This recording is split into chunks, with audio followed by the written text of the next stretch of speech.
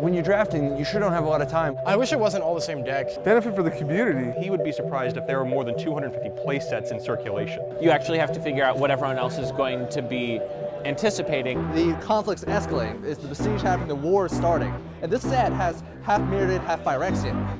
Grasp of Darkness is 2 black mana for an instant to give target creature -4/-4 until end of turn. I'm just excited just to open the packs and just try to build a deck.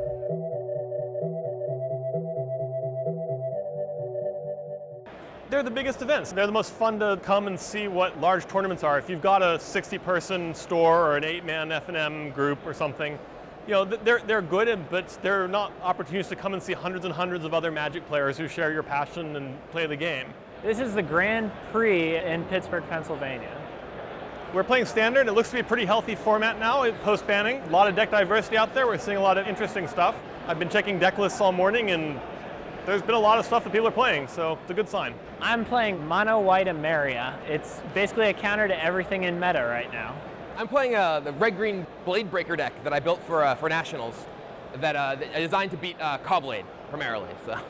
I'm playing Red Deck Wins, Mono Red Burn style. I played Cobblade a couple weeks ago at the TCG Player Invitational. Since then, I think the metagame shifted a little bit, so I have moved back to Splinter Twin, which was the deck I played for a couple months after the release of Deceiver X Art from New Phyrexia. My deck wins because my opponents literally run out of answers. Because Emeria brings stuff back from the graveyard, even if my opponents discard it or kill it or counter it, it still will come back. So they just tend to run out of answers, and with Sun Titan and Emeria continuously netting me pluses, it's just a positive win for me in the end.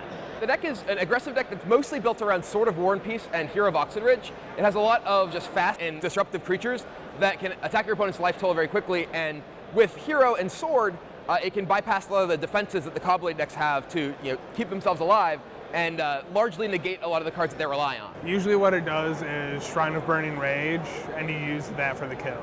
Play a bunch of burn, stagger shocks, build it up to like 8 or so counters. When they get low enough, blow it up and kill them. Basically, I found that the Valakut matchup for Cobblade was really difficult, and people are just playing more cards like Hero of Oxenridge and Bloodghast, and cards that are specifically tough for Cobblade to deal with normally, and as opposed to just trying to change the deck significantly in order to beat them, I decided that I just wanted to play a deck that people just generally have trouble dealing with. Like, the Splinter Twin combo is not like a hidden gem or anything like that. Everybody knows it exists, but if you're a good player with the deck, generally you can come out on top if you have a decent draw and you know what you're doing. I really like going to these events to try out my deck to see if I actually am competitive enough to do this. I go to Friday Night Magics and I'll get top 8 usually there, but that's with a bunch of homebrew decks, but I want to try and see how my deck actually compares to tournament worthiness. The most popular, I would say Morphling, Lightning Angel, the 5 avatars, Lin Civi, Sakashima, Covetous Dragon, Thorn Elemental. See, now I'm digging. You can, as many as you like, I have a few more. Especially with Magic, I like the creativity they allow you to have. It's not overly art-directed. You do have an art direction and a style you have to follow, but your card description is a written description. I'm working on one right now where they just gave me a title and nothing else, and I thought that was just amazing. I love doing it. I never thought you could actually make a living doing this kind of stuff.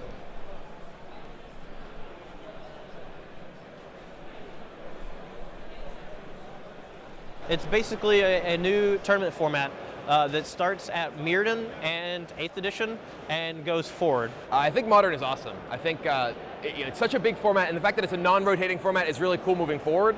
But even right now, I think Wizards did a great job with the banned list of making sure the format doesn't look like other formats. They banned a lot of the central cards to the strategies that everyone has been sick of for the past few years. So we won't see Fairies decks, we won't see Valakut decks, we won't see Stoneforge decks. It's really going to be an all-new format, and that's really cool. It brings back a lot of the old combo decks you used to like to play, a lot of the old control decks. Like, you can play with Smallpox and Life from the Loam which is pretty strong.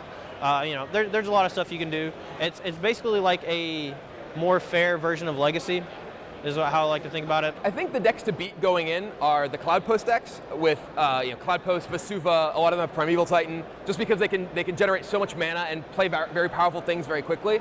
And then Zoo. Wild Nikotl is legal and you can never count Zoo out. At the Pro Tour, I think there's a couple interesting combo decks. Like there's Hive Mind, and there's all sorts of like Storm decks. Like you can play Dragon Storm or Grape Shot, and I think all those combo decks are going to be good. And I think at least one or two like blue-red combo decks in some form or another will be in the top 8. It could even be like Exarch Splinter Twin. Like all the combo decks are blue-red basically. I'm really excited. I think it's going to be interesting with them having a ban list, like basically any deck that's won in Type 2 in the past 5 years. So that's got a few people upset, but I think for me it just makes it so you have to be more creative. You can't just steal decks from the past. So I'm really excited for that. I think it was a great move if they had done it 2 weeks earlier. They only gave anybody who was attending the Pro Tour like 3 weeks to prepare for a brand new format, and generally that's just not enough. I think the format is so big that it's inevitable that someone will find things that most other people didn't. Even with the events of Magic Online so far, there have been a lot of sort of corner case, very strange combo decks that people have shown up with, and it's impossible for any individual or even really a team to go through everything in the modern format in the very short time that we've had so far. So, there will be someone who shows up with something that the rest of the field wasn't ready for, and how well they do, I don't know, but it'll definitely be there.